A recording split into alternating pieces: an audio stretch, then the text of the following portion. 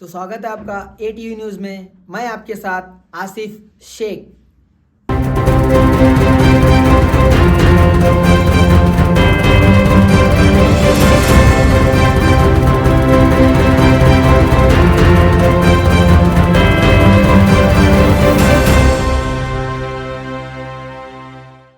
ಮಾನ್ಯ ಸಚಿವರಿಂದ ಧನ್ಯವಾದವನ್ನು ಎಲ್ಲ ಶಾಲಾ ಮಕ್ಕಳು ನಡೆದ ಎದ್ದು ಗೌರವವನ್ನು ಸಲ್ಲಿಸೋಣ.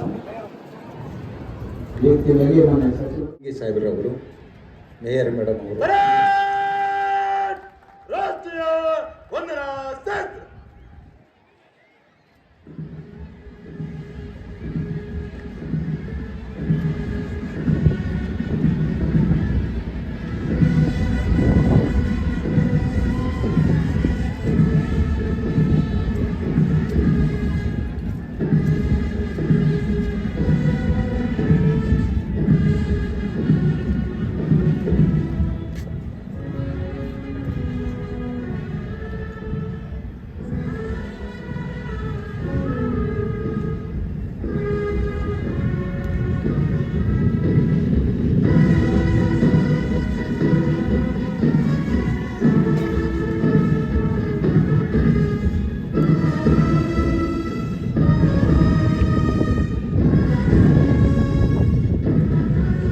RPI DR ವಿಜಯಪುರ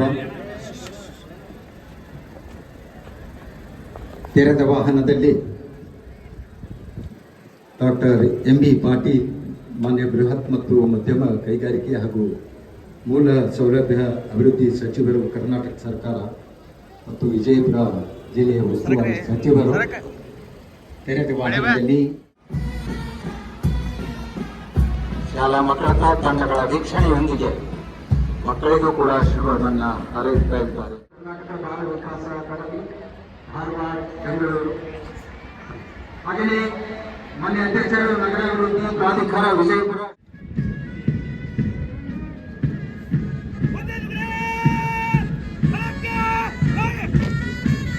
ಮೂರನೆಯ ತಂಡ ನಾಗರಿಕ ಪೊಲೀಸ್ ಪಡೆ, ಶ್ರೀ ಸೀತಾರಾಮ್ ಲವಾಣಿ PSI, ಆದರ್ಶ್ ನಗರ್ ಪೊಲೀಸ್ ಠಾಣೆ. ವಿಶೇಷವಾಗಿ ಜಾರಿಗೆ ತಂದಿರುವಂತಹ ಗೃಹಲಕ್ಷ್ಮಿ ಯೋಜನೆಯಡಿ ಕುಟುಂಬದ ಯಜಮಾನಿ ಮಹಿಳೆಯ ಖಾತೆಗೆ ಪ್ರತಿ ತಿಂಗಳು 2,000 ರೂಪಾಯಿಗಳ ಮೊತ್ತದ ಹಣವನ್ನು DBT ಮೂಲಕ ಜಮೆ ಮಾಡಲಾಗುತ್ತದೆ.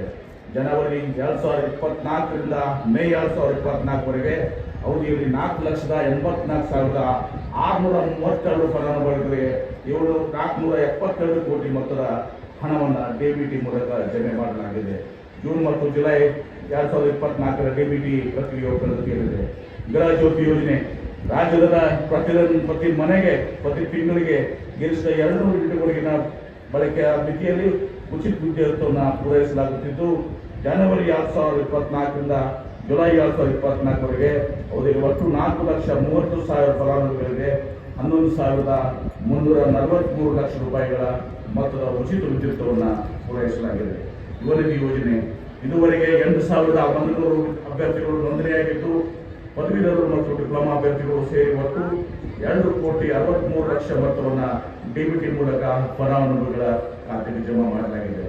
2023-24 ಸಾಲಿನಲ್ಲಿ ಬರ ಪರಿಸ್ಥಿತಿಯಾಗಿ ಅಪಾರ ಪ್ರಮಾಣದ ಬೆಳೆ ಹಾನಿಯಾದ ಪ್ರಯುಕ್ತ ರಾಜ್ಯದಲ್ಲಿ ಹೆಚ್ಚಿನ ಸಂಖ್ಯೆಯಲ್ಲಿ 2,76,064 ರೈತರಿಗೆ 442 ಕೋಟಿ ರೂಪಾಯಿ ಮೊತ್ತದ ಪರಿಹಾರ ಧನವನ್ನು ರೈತರ ಬ್ಯಾಂಕ್ ಖಾತೆಗಳಿಗೆ ನೇರವಾಗಿ ಜಮೆ ಮಾಡಲಾಗಿದೆ.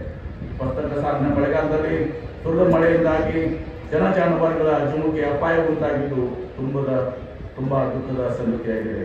ಈ ಪ್ರಕೃತಿ ವಿಕೋಪದಲ್ಲಿ 7 ಜನರು ದುರಂತಕ್ಕೀಡಾಗಿದ್ದು, ಅವರ ಕುಟುಂಬಗಳಿಗೆ ತಲಾ 5 ಲಕ್ಷ ರೂಪಾಯಿಗಳ ಪರಿಹಾರವನ್ನು ವಿತರಿಸಲಾಗಿದೆ. ಮಳೆಯ ಅನಾಹುತದಿಂದಾಗಿ 95 ಜಾನುವಾರುಗಳು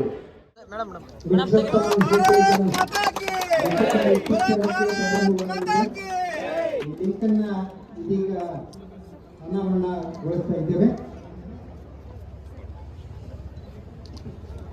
ಕೋಟಿ ವೃಕ್ಷ ಅಭಿಯಾನಕ್ಕೆ ಹಸಿರೇ ಕಾಡು ಬೆಳೆಸಿ. ಬಸವರಾಜ್ ಲಿಂಗಳ್ಳಿ, ಅವರ ಮನೆಯವರು ಶಾರದಾ ಅವರು ಸನ್ಮಾನವನ್ನು ಸ್ವೀಕರಿಸಲಿಕ್ಕೆ ವೇದಿಕೆಯ ಮುಂದೆ ಅವರನ್ನ ಆಹ್ವಾನಿಸ್ತಾ ಇದ್ದೇನೆ. ಸಂತಪ್ಪ ವಿಸರ್ಜನಿ ಅವರ ಪರವಾಗಿ ಶ್ರೀಮತಿ ಜಾನವಿ ಸಂಸ್ಥೆಯ SS ಪದವಿ ಪೂರ್ವ ಕಾಲೇಜಿನ ವಿದ್ಯಾರ್ಥಿ.